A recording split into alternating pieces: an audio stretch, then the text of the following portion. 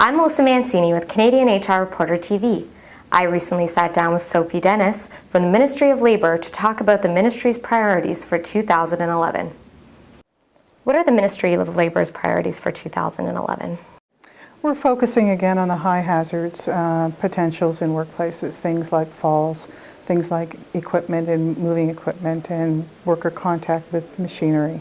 We're also looking at trying to assess and improve IRS, which is the internal responsibility system, so that raising the level of awareness and knowledge of the requirements of the Occupational Health and Safety Act, how it applies in their workplaces, so they can continuously modify and adapt and improve health and safety in their workplaces.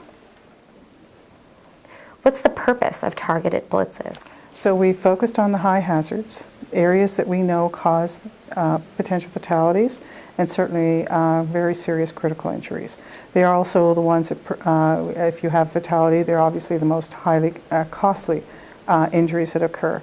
So by focusing people's attention on a hazard, it's a way of saying this is important, pay attention.